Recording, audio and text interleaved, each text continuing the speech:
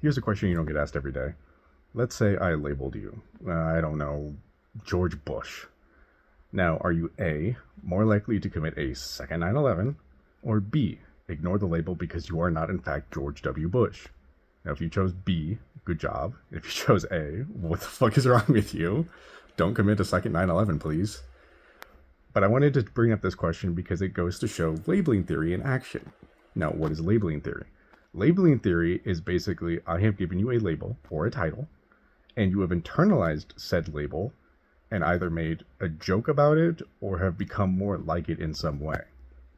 And it's being used right now by the right a lot, whether it be dismissing the transgressions of the Young Republican group chat, dismissing wearing a Nazi costume as a Halloween, or just any other means that are pretty poor taste. And I wanted to bring it up because it has a lot of faults, and I wanted to share those faults. So you can, in fact, argue with them that this is not a good defense. And so the first one I wanted to bring up is the secondary deviance. Secondary deviance is basically labeling theory only goes to show after you have been labeled. It doesn't show why you got that label in the first place, aka primary deviance.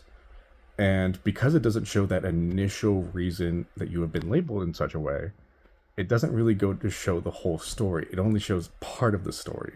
And that's a very big discrepancy. Secondly, it shows a lack of agency if you just basically accept the label immediately. They're victimizing themselves. And because they're doing this, they're getting rid of their own self-determination. And everyone has self-determination. It's a basic fact of human biology. And so by saying, we just became this because you labeled us this, it just shows no agency.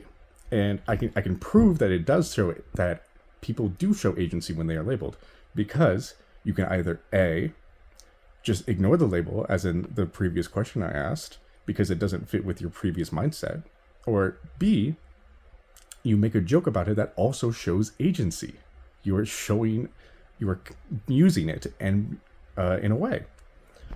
And finally, I wanted to bring up, it's just a fucking universal wrong to like Hitler, or to say you're gassing the Jews, or to just dress up as a fucking Nazi. Like, what the hell's wrong with you? Like, it isn't a good joke. Jokes have a setup and a punchline. If I just say bazinga to someone saying Heil Hitler, like, that's not a good joke. Like, come on now. It's just a universal wrong to like Hitler, and I expect better of people. But those are the reasons that labeling theory is pretty poor, and there you go.